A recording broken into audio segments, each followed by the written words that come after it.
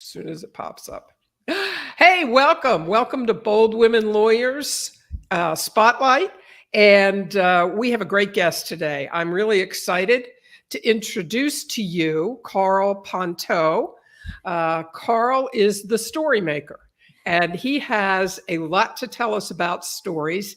He is the owner of Squash and Stretch Productions. I love the name of your company. Thanks. Squash and Stretch Productions. He helps people who want to have a big impact on their communities, increase their revenue and profits by attracting more of their best clients with engaging, empathetic stories. So, Karl, it is great to have you here. And I know you yourself have a very compelling story. So I'm going to ask you to just give us a description of your story and how it brought you to Squash and Stretch Productions. Sure. Thanks for having me on the show. Yeah, I can start with what I call a why story, and it's one of the things that help my clients tell for themselves because it's a really powerful way to help people really understand an individual and what makes them tick. So here's mine. I've been an artist my entire life. I grew up drawing, painting, sculpting, big Legos kid. And I got my passion for storytelling from my dad. He's a really good storyteller. And I knew I wanted to study animation when I saw the first Toy Story film. I was like, ooh, I gotta do that. That's so cool. And then beginning at 2002, I started to feel like something wasn't quite right with me physically. I've been a competitive swimmer my whole life, so I knew what I was supposed to feel like. And it wasn't like, oh, my shoulder kind of hurts. It's like a general blah feeling. But by August, they still hadn't figured out what was wrong with me, and I had lost 50 pounds, had sunken cheeks and eyes. I was really pale, started to get really bad headaches. So my parents took me for an MRI up in Walnut Creek, and we were waiting around for another appointment when my pediatrician called and said he's going to drive up from Pleasanton to come talk with us. And we saw him walking up with this big envelope in his hands. You could tell he'd been crying, and he brought us into a little side meeting room. I remember I was sitting knee to knee with him in this big U-shaped chair with really high armrests, kind of leaning forward towards him, when he pulled out the results of the MRI and showed me I had 2 brain tumors. Wow. And it felt like I got punched in the chest. I actually moved backwards in my chair, and for the next 2 weeks, everything sounded like the adults from Peanuts, kind of wah, because never had the flu, never broken any major bones, never been stung by a bee. I'm pretty sure I've never been bitten by a mosquito. So to get brain tumor diagnosis at 15 years old was a complete sucker punch out of nowhere.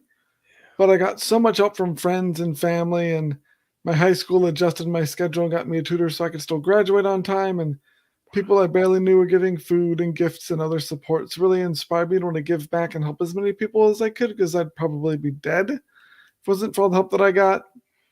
And then in undergraduate schools, I was studying animation. There was a big student digital art and design competition I participated in, with this big screening at the end of like 1,000 people in this big auditorium. I knew maybe 10 people in the room. But when everyone laughed at the joke of my animation, I was like, oh my gosh, it's so cool. And connect with people to have a bigger impact with animation and storytelling. So after grad school, I started my company, and we tell exceptional stories for exceptional impact, helping companies increase their revenue and profits by attracting more of their best clients using storytelling and animation.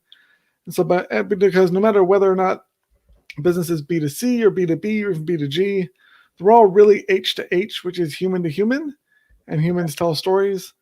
And so by helping those sort of companies, more people in the world get their lives improved, our clients' businesses better, we get a happy client, everyone wins. It's a way for me to have a bigger positive impact on the world around me, and that's why I do what I do. I love that description, H to H, human to human, because you're right. It doesn't matter what your business is. You're dealing with another human on the other side for sure. So I know you and I have spoken about lawyers in particular, because that's my listening audience, lawyers and professionals who work with lawyers. And so tell us, what is it? How can lawyers use what you're talking about, stories and animation? How can they use it? How should they use it? Sure. So I mean, a lot of the lawyers usually I've found that are trial attorneys are out there and they're arguing a case in front of a judge or a jury. They're usually pretty good at telling stories, at least when it comes to their clients' cases.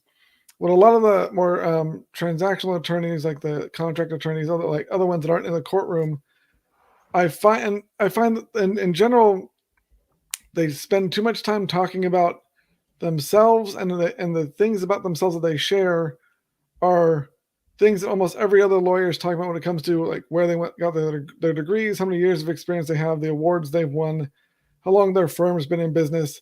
And while those things are nice, they don't really differentiate a one firm from the other, and they don't really help a potential client understand why they should pick your firm over the competition. And it really helped them get to know you, especially because most lawyers are working directly with the clients who hire them.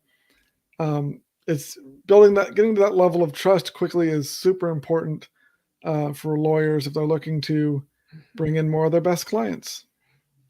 So tell us how, through stories, you can help to build that trust factor.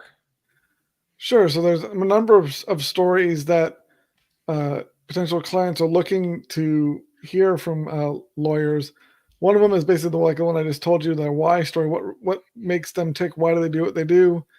What makes that so powerful is it's usually talking more about themselves and less about the firm, less about actually what their business does. You get it from the context, but by really sharing more about themselves and like a challenge they've overcome, it helps people feel more comfortable sharing more about themselves with the lawyer. And then when you show you've seen, heard, and understood what the other person has said, that builds the trust quickly because you've shown you've empathized with them and you're listening to them. And so that's one of the first things I work with people on is how to tell that story, because it's such a powerful thing.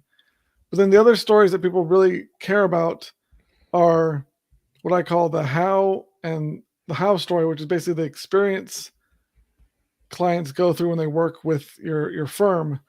Because so often people have no idea what is going to happen if they're going through a certain legal proceeding or getting like an estate plan or getting some sort of contract or all sorts of things that people have no idea what they're doing, which is why they're hiring an attorney, because they need an expert. But if you instead of talking about here's what we do from your perspective, if you tell the story from the client's perspective, help them understand not just what they're going to experience, but how they're going to feel while they're going through the experience. It makes it way more appealing for them, and also makes your firm's services more valuable, or at least they're perceived to be more valuable, because when basically the way our brains work is we experience what we expect and we expect what we perceive. So the more you can increase the perceived value of an experience, the better the experience they'll actually have. There was a great study that showed this where it was at a restaurant, and over the course of the day, the food didn't change at all, but they would swap out the weight of the silverware at different tables. And when people had heavier silverware, they thought the food tasted better. Really? Oh, They that's expected a better fascinating. experience, and they had a better experience. Obviously, you still have to deliver a good experience. You can't overpromise, underdeliver. Right. But if you're already delivering a great experience to your clients, then you want to be talking about that from their perspective on your website and in your networking, because that sort of messaging is what really gets people excited to work with you. And actually, they'll be willing to pay more for the experience than they will for the service itself, because service or experiences are transformational, and really people are coming to you because they want you to solve a problem, make their tomorrow better than it is today, which takes a transformation, and experiences are what provide that sort of transformation. And then the final story, that it can be tricky for some like law firms, because there's like, you can't necessarily promise results, but talking about what people, sharing case stories, not just here's what we did for this client and they got this sort of result, but like talk about how people feel when they're done working with you, and the impact you're having on people's lives. And often it doesn't necessarily be the impact you're having through the casework you're doing, but maybe just like community support and like volunteering or mentoring, talking about the impact you and your firm are having on the community. That's really, really compelling, and is stuff that people care way more about than how many awards you've won. Yeah, that's such a great point, because I know I've made this point too when I've talked to groups of lawyers. Like I think most professional groups, we all love our accolades and our awards and all of that stuff. We love it, and I'm not in any way, uh, being judgmental or putting it down. Those awards are important, but they only mean something to people in the profession. And you're right. My client doesn't know law review from best lawyer from, Yeah, none of those awards mean anything to a legal client. You also made a really good point. I want to go back a little bit to when you sure. talk about the how story, what the client can expect, the process, how they're going to feel, especially when you're dealing with consumers. I think we lawyers really forget that for many people, this may be their experience with you, may be the only time in their life they've ever talked to a lawyer. It can Yep. be extremely intimidating for them just to even call your office, much less start the process. And I think what you said about the how part, what is it that they can expect, um, is just so vital. And yet we tend to skip right over it because we're so used to doing what we do every day. So Yeah. how would you sort of flesh that out, if you're going to use a how story with your client and what they can expect? Sure. So um, it's one of those things where the not just lawyers, but basically anyone who's basically doing the work is so used to it that it's that's everyone knows how to do that. It's like no, but your clients have no idea what's going on. So the first step is really to kind of reframe the way you look at your business from your perspective to their perspective. And there's we probably have all heard the term kind of marketing funnel, but a lot of people think that it ends with the sale. And so they plan out everything that's going to happen until people say yes and they sign. They don't really think about what happens afterwards, like in the onboarding process.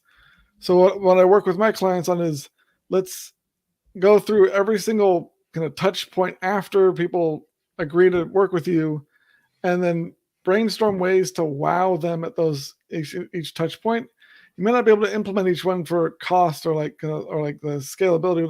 But you want to basically brainstorm what can we do, what are the steps you're like the onboarding process for a new client, what's everything that is involved, and then whenever you're creating a sort of experience for your clients, whether it's through a story or for like in person or over the phone, you always want to think about. I always have to tell my people to like start with the result in mind. What's the next? What do you want people to do once they've experienced this?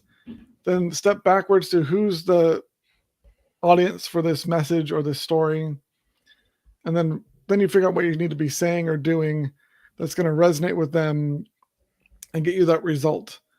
And Mhm. so it definitely requires understanding your clients and your audience and empathizing with them and kind of putting yourselves in their shoes. And so one great way for companies to start if they already have a good client base is ask them if you just finished a big case or finished like an estate plan or a contract, whatever sort of law you practice.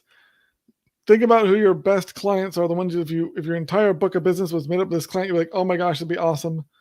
And usually it's only about 20% of your clients. Good old 80-20 rule rears its head again. And so ask just the ones you'd want more of. Um, what what did they appreciate about experience? What about you made them want to buy from you? Because the odds are what you think you're doing that they care about is nothing at all about what they really care. Like you might think they're buying because X, Y, and Z, and really it's A, Q, and F that are really like the reasons that they bought from you, or the reason why they refer you to their friends. And so it's Mhm. definitely don't want to assume any of these answers and asking around. And one just shows them that you actually care, and two, you'll get good information afterwards after they experience it. Because if you ask people beforehand, like what do you want from an attorney experience with an attorney, they'll tell you what they think they want, but that actually isn't what they really want, because most people actually don't know what they want. But afterwards, they'll tell you what they appreciated, what made them feel special. So it takes some research. It takes some kind of data gathering. But then once you know what they really care about, then it's all about conveying that in a narrative format. And it's amazing how more effective that is than what most law firms are doing. Yeah, and so you make so many good points there. The first being, what you think the answer is going to be is usually nowhere close to what it's going to be. Yeah. When you talk to a client about, well, why did you choose me over somebody else? And just stepping back from that, to do the research, just ask your current clients. The information's right there, right? It's there. You just have to ask them. And I know my experience was, when I did ask, people were more than willing to share with me, what was good, what we could work on, because I would ask that too. Yeah. How could we make it better? Yep. And, the reasons that they came to us, was there something about the way, we dealt with them from the very beginning? And that's where I learned a tremendous amount. It didn't have a whole lot to do with me. It really had a lot to do with my team. Yes. Because they were so understanding and patient. And that makes a huge difference. But a lot of times, you think, oh, it's me and my reputation. And not really. It was my team that was the most important part of the experience. So you have to be prepared for that.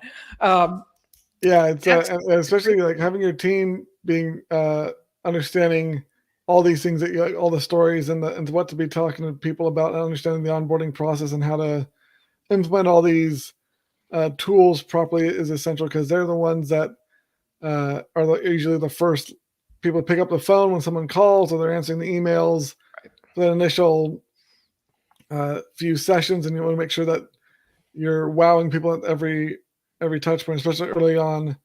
And when it comes to, like, again, one more note about figuring out why people chose you over the competition is, it's almost always not a logic-based decision, because if you ever read the book called Predictably Irrational, Dan Ariely, it's an amazing book, highly recommend it. But basically the premise is that human beings, we make decisions with emotion, not logic and reason, every single time. And yes, even people think, oh, that's not true, I make my decisions with logic. You made it before you rationalize things later, and it was made with emotion. And so the more you can understand about how people's decision making works, the better off your marketing and your messaging is going to be, because you'll have a better. It almost feels like cheating sometimes once you read the book. And actually, Dan has a great preface in the book that says, please use this information for good, because it's the same sort of tools that people use to build like cults and like manipulate people, but it's basically the brain hacking sort of thing. But if you do use it for good, it is a great way to help you understand what makes people tick, especially if you're dealing with people that are like your clients are stressed out and freaking out because there's like some emergency, like they're getting sued, or there's an injury and time is of the essence. Knowing that how their brain is, or how they're going to be behaving in that situation, and what is going to resonate with them and what's going to fall on deaf ears, is super important to make sure that your stories and your messaging actually get the results you want. So that's a great point. What's the name of that book again? Predictably Irrational. Because even though we aren't logical, we don't make decisions using like reason. There's still systems that it's based around. So if you know what the right inputs are, you can get the predictable outputs.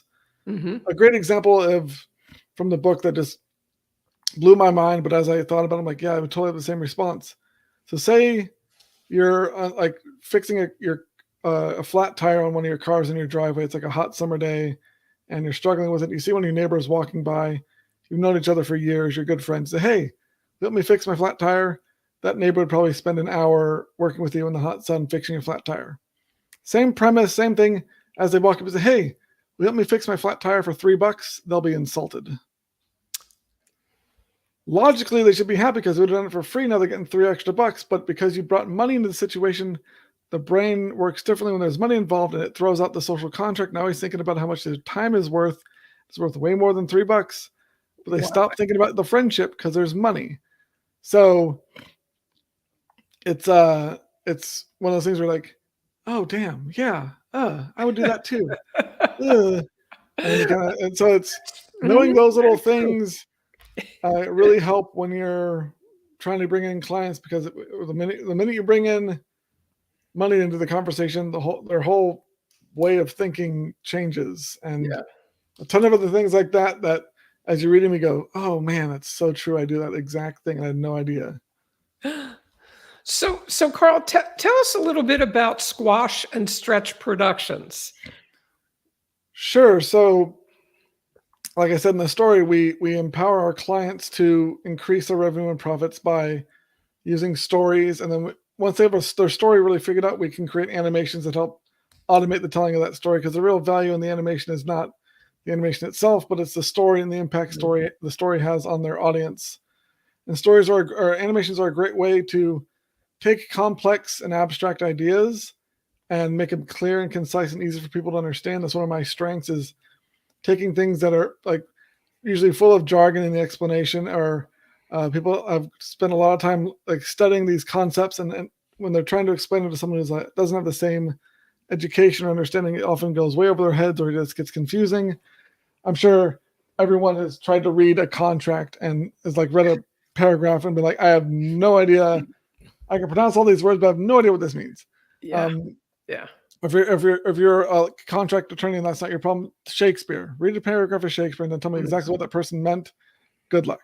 So taking like an animation and taking like complex abstract ideas and making them clear and concise for people to understand with visuals, that sort of thing, are one of the specialties that my company has, because I'm very good at understanding those ideas and converting them to something that's using like metaphors and stuff like that to make them clear and concise. And the visuals help anchor the ideas in people's brains, so when they need to recall a concept, they go, oh yeah, that was the thing with the visual, like the visuals help them remember it. So and if people don't need an animation, we do one-on-one coaching and group coaching, where helping people create all the why, the how, and the result stories, optimize their mission, vision, and values. Yep. I think I lost you for a second. Hopefully you come back there. But that's pretty fascinating in terms of when you talked about the animation,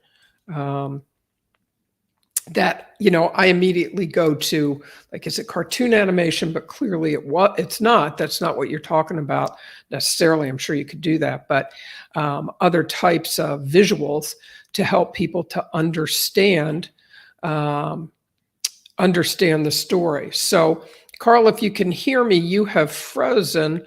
I think you might need to come back in. So I'm going to take you out of the stream and ask you to come back in. And let's see if we can get you going again.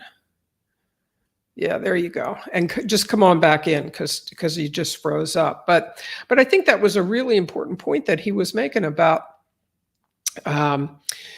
making sure that the concepts that you deal with day in and day out are very understandable to you, but it's not going to be that understandable, unfortunately, to your clients. So making it easy to understand, breaking down what you're doing for your client into smaller, digestible pieces, is really important, so that clients can have a really good understanding of what it is that you really are doing for them. Here we go. So all right, there we go. That's all right. Dropped out. I had to jump on that spot. So it happens.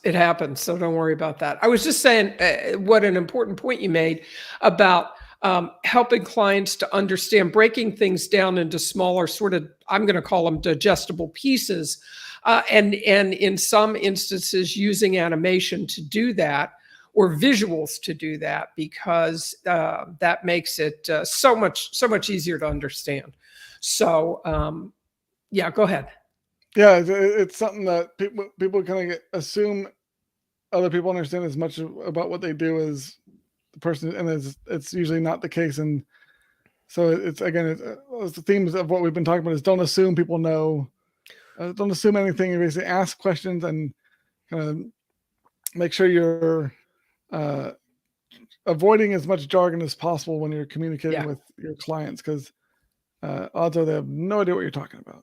Absolutely. Absolutely. It was funny. You use the example of a contract, and I am a lawyer and my eyes glaze over when I'm reading contracts. It's just like, oh, please, can't you put this in simpler terms? So I totally understand that from the consumer point of view, because some things just, they do make my eyes glaze over, and I'm surely not going to be able to read through all of it. I need my business lawyer to explain it to me in bits and pieces, and she does a great job at that. Yeah. And then you mentioned coaching also, one-on-one and group coaching. Yeah. So whether it's the partners at a firm, or it's if there's a solo, like a lawyer can hang up their own shingle and needs help telling stories, like their why story, the how story, results, mission, vision, values, because so often people's mission statement is kind of basically like a statement of what the firm does. And again, like we said, no one really cares what you do. They care about why you do it. So having the kind of why story for the firm, and then also helping with presentation design, because again, a lot of people, when they do presentations, just put a bunch of bulleted lists on the slide and read off the slide, and that puts people's foreheads on keyboards. And so and then the last thing we do is help people apply all those stories to websites, social media, networking, on their different like profiles on professional website, or like professional like organizations, all sorts of uses for stories. And then afterwards, there's like a year of support to make sure people actually are applying what they learn, because I'm sure we've all been to a seminar or workshop or a convention and learned a bunch of great things, and you get back into the normal routine and you forget to apply any of it, and you wondered why you spent all that time in a hot like auditorium learning stuff for a whole weekend not to ever apply it. No, that's true, because the learning is one thing, and that's great, but the key always is in the implementation. And it's great to have somebody to hold your feet to the fire and to guide you through it, because you might think you understand it, then you go to implement it and realize, oh, maybe I didn't understand this as well as I thought. Yeah. I think we've all been through that of like, you hear someone's explaining, you go, I got this, and you go to do it yourself, and you're like, okay, hang on, dang it. Yeah, maybe not. Yeah. Well, Karl, this has been great. I myself have learned a lot. I know my listeners have too. Now, tell me, if the listeners want to get in touch with you, what's the best way to do that? Sure. So they can reach out to me. Either you can email me at karl@squashandstretch.net, or if you'd like, I can put a link for you to share with your viewers. I do a complimentary story optimization session where we look at your company's website, give you some feedback on where the storytelling can use some help based on 5 criteria where most businesses have issues with their messaging on their websites. And so I'll share that with you if you share with your members. And it's a great way for people to get it kind of a baseline. Where are we at with our messaging and storytelling, and how can we improve it? Okay, perfect. You want to let me get that up right now. And let me grab the link for you.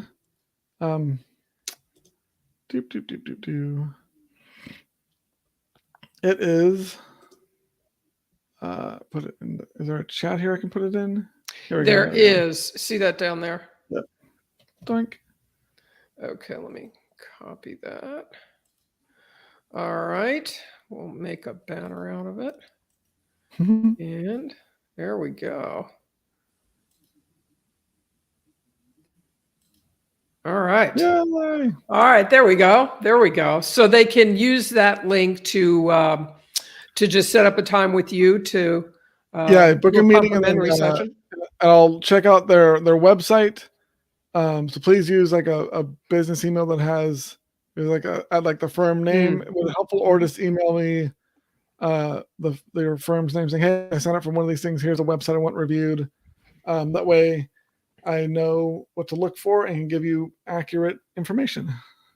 Wonderful, wonderful. All right. So, listen, everybody that's listening, this is a great opportunity to get a complimentary review. Find out, what you're doing right and what things you can improve. And I think that's always helpful. So, Karl, thank you so much for coming on today. I really appreciate it. I know the listeners, like I said, I learned a lot. I know they did too. So, I thank you for coming, and I hope you have a great rest of your day. Thanks for having me. Have a good rest of your week. All right, you too. Bye. Bye, everybody.